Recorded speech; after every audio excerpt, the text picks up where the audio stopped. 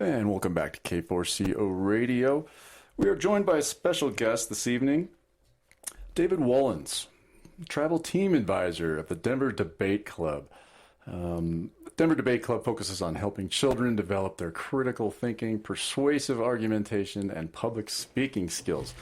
Based out of Denver, Colorado, you offer in-person classes, online classes that are designed for students ages 10 and up. David, thank you for being here. Appreciate you. Thank you for having me.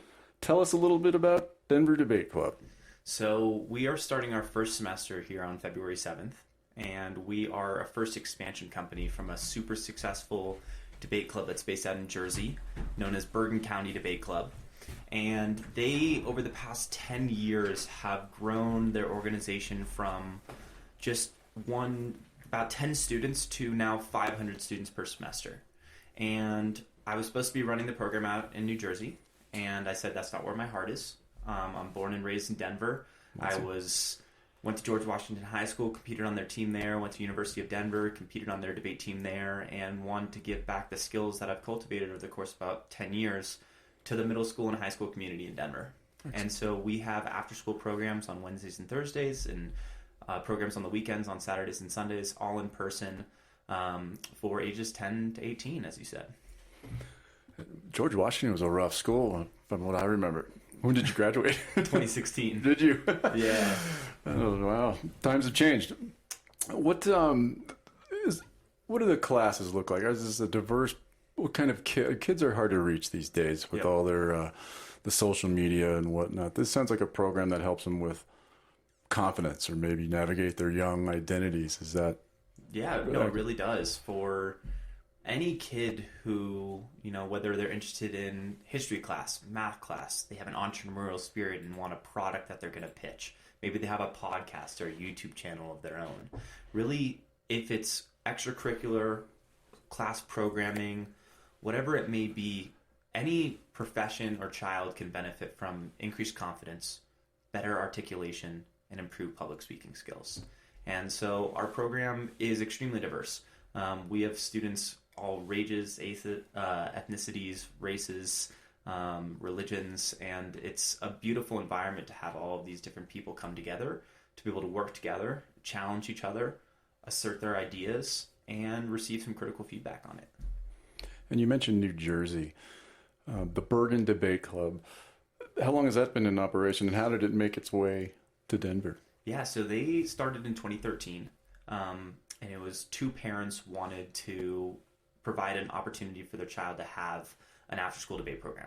And they noticed that it wasn't there for middle school, and so they wanted to create it. And so they made just one class, and then all of her friends joined the class. And then over the course of the last 10 years, it's now grown to literally 500 students per semester. And that's how debate oftentimes works, is one kid has a phenomenal experience, tells all of their friends, has a blast, and then they all come in and join it. And so I've been working out there as their travel team advisor, which is basically the competitive team of their program, to try to, make us more competitive at tournaments. For instance, we're going to the Stanford tournament this coming semester, Harvard, Georgetown, and Yale as well. And so I said, I will continue to work and make your competitive students better, but I also want to have a program here in Denver. And I opened up a program at Denver School of Science and Technology on Pearl Street, the Byers location. And so I have experience opening and running a program, and I just wanted to do it for the middle school, because there's a really huge infrastructure for high school debate in Colorado, but there's basically a complete void for middle school. Mm-hmm, and so when kids get to high school and they're competing against kids all around the nation, they are, a little bit behind the eight ball, because these East Coast and West Coast, schools have middle school programs. And so to be able to offer that sort of equalizes the playing field a little bit. And also, even if you don't want to compete, it's great to get involved with in middle school. I just had a parent sign up the other day with a 5th grader, and she was like, oh yeah, my daughter did a public speaking activity during the middle of class, and then, had seen some of your Facebook posts about public speaking activities being a huge part of your program, and just got super excited. She was like, can my daughter join your program? I was like, absolutely. That's exactly who we want. Somebody who just wants to further their public speaking skills, wants to overcome the nerve of public speaking, right, or wants to get a little bit out of their shell. Is it still everyone's biggest fear? Public speaking? It can be. But it's terrifying. When I was one of my first tournaments, I remember I debated against these two seniors, and they were super daunting. I was like 5 feet tall. They were extremely tall. They loomed over me. Intimidating. And super intimidating. And I remember crying during the middle of the round, and because I was just petrified. And you were how old? I was probably 15 at this time, and my coach afterwards told me, that's part of public speaking for everybody. Everybody's going to go through that tumultuous time, and that guaranteed was not the last time for me, but it became an ability to overcome and grow from it, and then learn that that's just really a moment in time. And so for kids, it's not actually their greatest fear anymore, but it truly becomes their greatest strength, because they've transformed what used to be something that kept them down from speaking in class, whether it's speaking about the book that you just read in English class, or be not willing to share your ideas in math and science because you're reluctant or maybe ashamed of what you may think.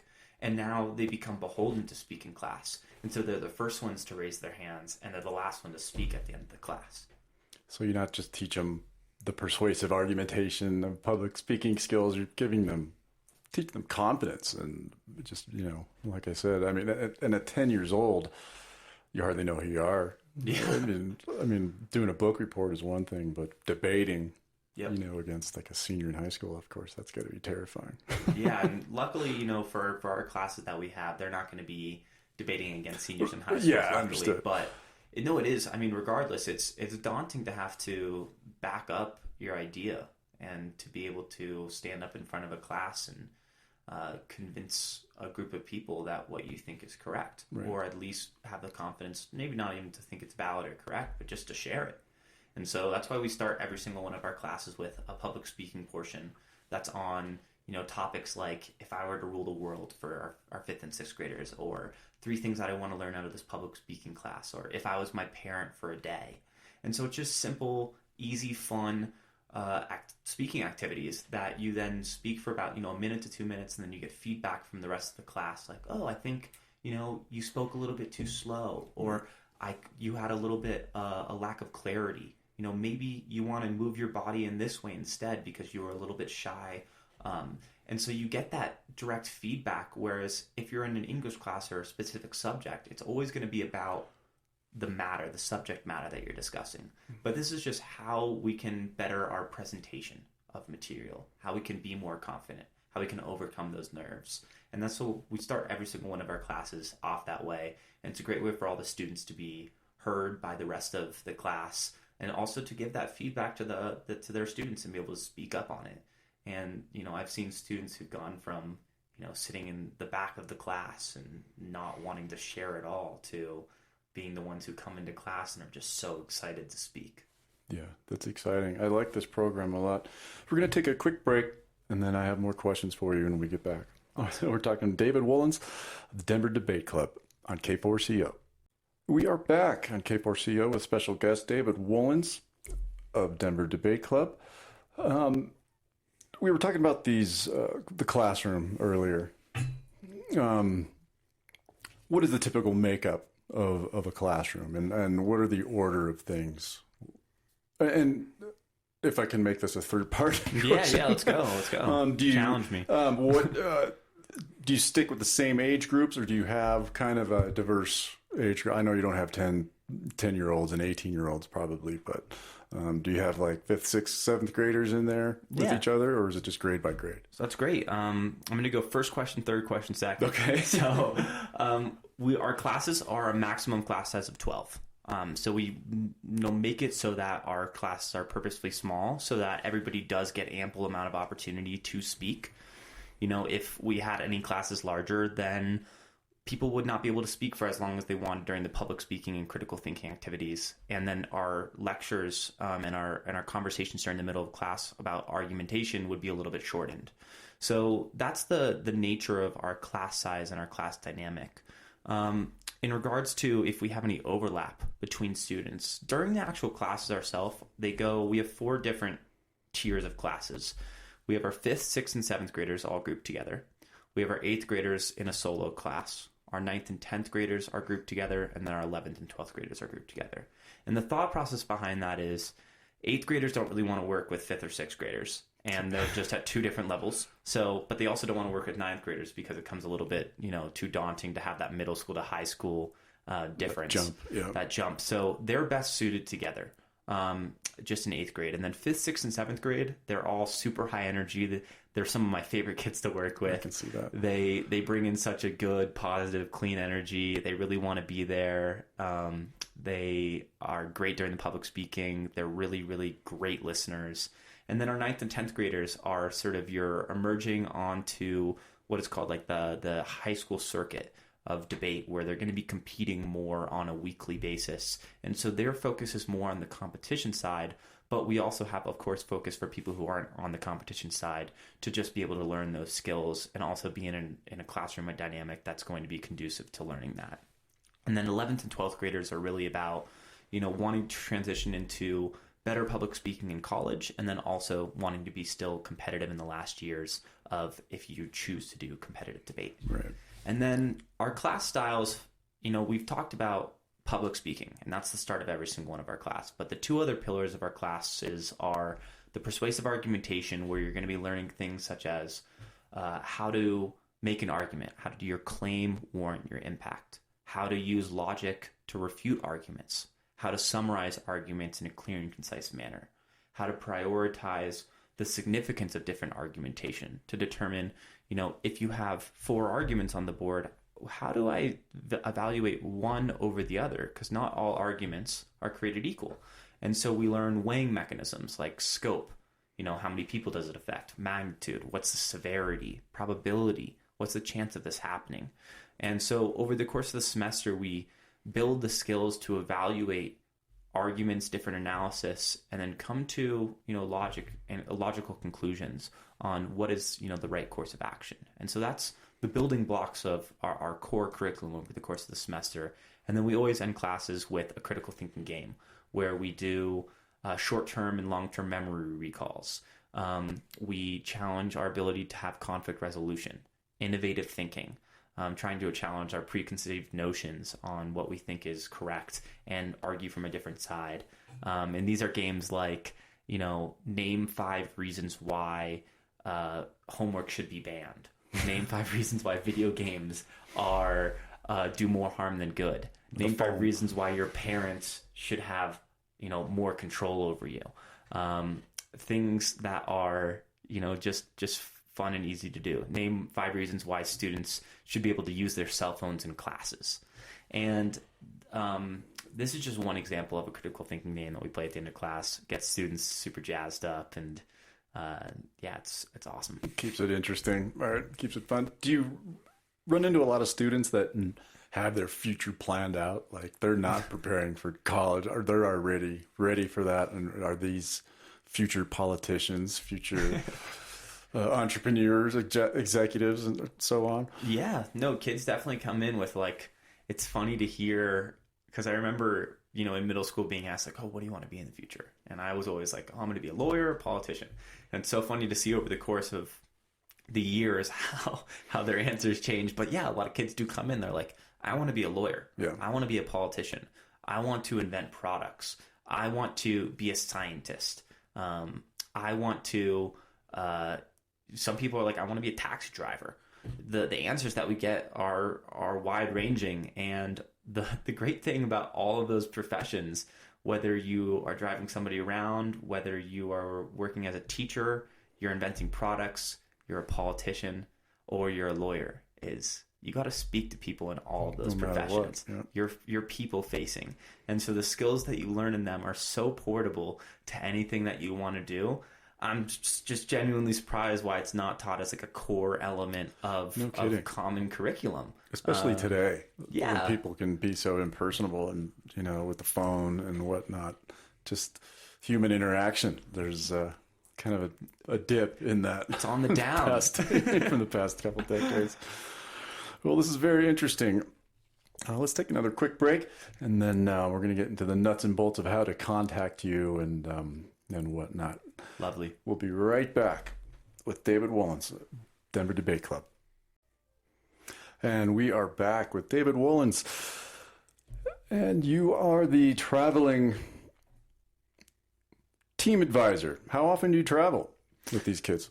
So we go to about 8 tournaments a year.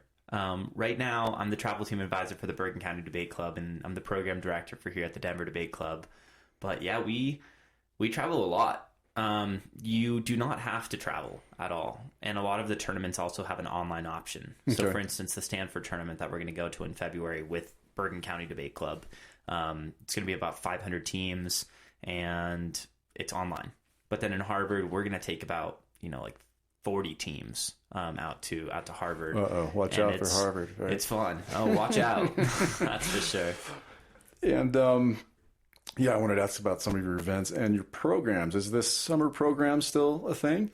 Yeah, so our summer programs are going to start kicking up in June. I believe in June. Yeah, and we have about a month of summer programs, and those are pretty intense, non-intense programs, but they are about 3 hours a day for the half-day programs, 6 hours for the full-day programs. They run 5 days a week for that full month. We work on entrepreneurial skills during those. So we work on developing a product, pitching that product, and then refining it. And we bring in people from the Denver area who are going to be giving you feedback and would be like potential investors for products that you're going to have. And so it's a great way to get that direct feedback, learn how to pitch products, how to transform your idea into a product, into a pitch. And so that's a super wonderful part of our program. And then we also do more condensed curriculums during those week or 2 week programs where we take our semester long program, and it's about the same amount of hours over those 2 weeks with 6 hours a day versus 2 hours a week. Mm-hmm. And so we just do a really intense public speaking, critical thinking, and argumentative learning experience, sort of the same way that you do like a baseball camp. Right, it's a camp. I was going to say it's like a camp. It's a camp. Yeah, exactly. It's a camp for thinking and speaking. That's perfect. And you guys are located in Denver, 1485 South Colorado Boulevard, 80210. You can also, I'm looking at your website, and it's very simple and well thought out. You can schedule a consultation or just even ask questions. Yeah. Here.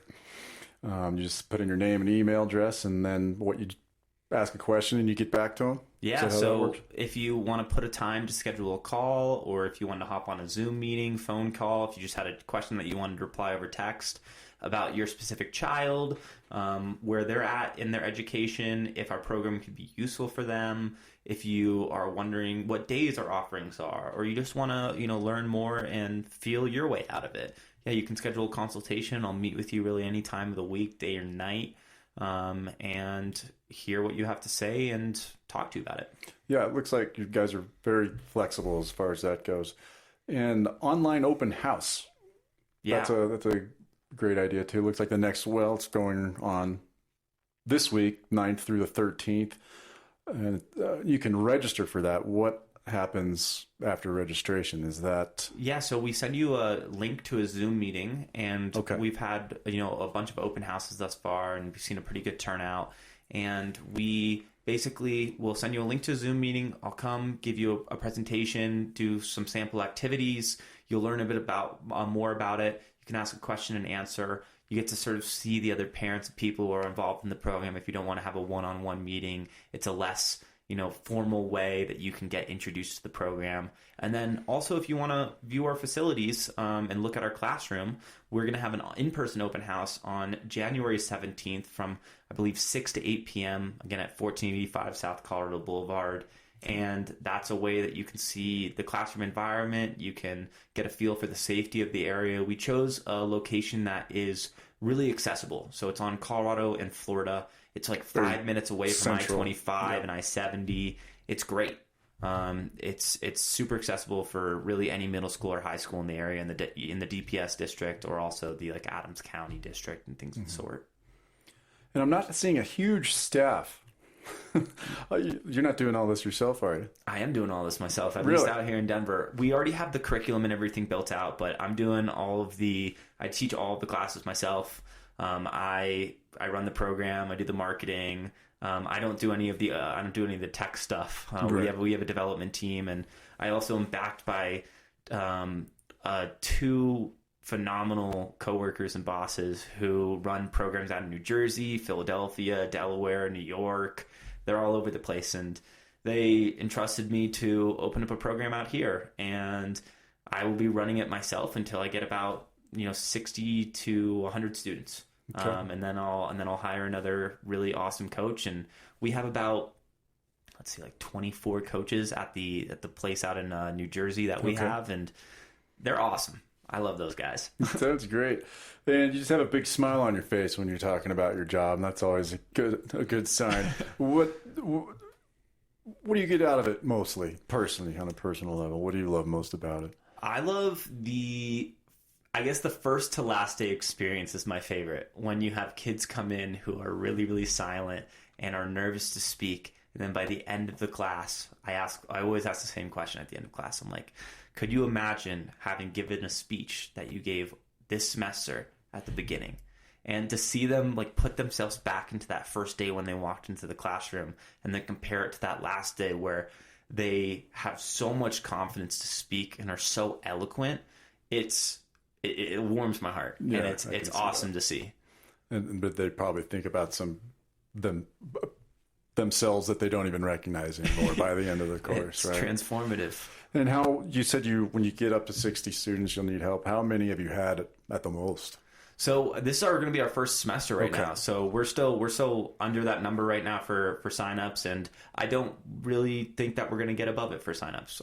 If it happened, it'd be awesome. But really, right now, we're just looking to get as many kids as we can in the door, expose them to the wonders and joy of public speaking and learning about argumentation, and know that once they have a positive experience, they're going to get their friends involved. They're going to talk to their families about it, and it just naturally grows from there. Just the same way that it did in Bergen when they only had 10 students, and then fast forward 10 years later, they're dealing with 500 students a semester.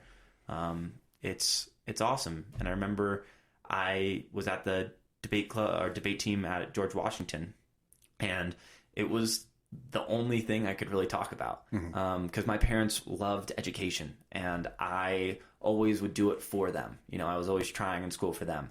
And it wasn't until I was on the debate team that I actually found joy and purpose in learning. And that didn't just extend to the debate class that we had. It extended to my English class, where now I'm like wanting to give a presentation in the front of class. And I learned to love presentations and wait for the moments in class, and then in college where I'd be able to speak in front of a full group of people, because it became something that I had feared, and then something I overcame and provided me a lot of purpose and joy and pride and confidence. And that's marvelous. And that's what you're giving to these kids, it sounds like. Yeah, that's at least the goal. Yeah. Did your parents have a background in education? Were they teachers? My mom was an art teacher, and was also a lawyer, and then my dad was a lawyer as well. Wow. So it's kind of the family business almost. It's the family business. Minus the law part. Minus the law part. Well, this is excellent. It sounds like a great program, especially for kids. We were talking off air earlier, and I mentioned how I cannot imagine being a teenager these days. Yep. I mean, with all the gadgets and the social media and whatnot, it looks terrifying. And programs like this, I really like. It seems very encouraging for these young kids. I want to make sure we've covered all the bases here for Denver Debate Club. The events coming up, you have the summer events, we got that, and the open houses. Anything we haven't covered that you want to share with us? I just say our website is denverdebateclub.com. Feel free, again, to reiterate, schedule a consultation with me. I'll meet with you. Come to our open house if you don't want to do a one-on-one. Come in person if you want to see our facilities and meet me in person. And really, I'm open to talking about whatever it may be, from what you're going to learn in this program to specific strengths and weaknesses of your child, and how this program can help them out with that. Right. I really love to individualize all of my classes. You can go to our Facebook page, Denver Debate Club, as well, and look at some of the testimonials from previous students, and you'll see that I love and genuinely care about what I do, and I try to make sure that every individual student's needs are met and that they feel comfortable, confident, and excited about coming to every single class. Yeah, I can sense that from you. Good for you. Again, Denver Debate Club, 1485 South Colorado Boulevard in Denver. You can reach them at 720-571-1993. And your website again? DenverDebateClub.com. Okay. Excellent. I took debate in high school, and this was years ago. And business course in high school and whatnot, and they didn't teach us. They didn't even scratch the surface. You did. I mean, it was just like you were just kind of on your own. Yep. But that was another crash course as well. I guess you can't be that shy kid without kind of what you're teaching them. Exactly. And just jump into it. So I think it's a really good program. Well, thank you so much, David, for being here. Come back again. Let's keep in touch if you don't mind, and let's talk before maybe your summer camp. Maybe we can update you guys on that. Yeah, I would love to tell you how our first semester went. Excellent, David Lilly-Wollins from Denver Debate Club. Thank you so much for being here. Thank you for having me. You bet.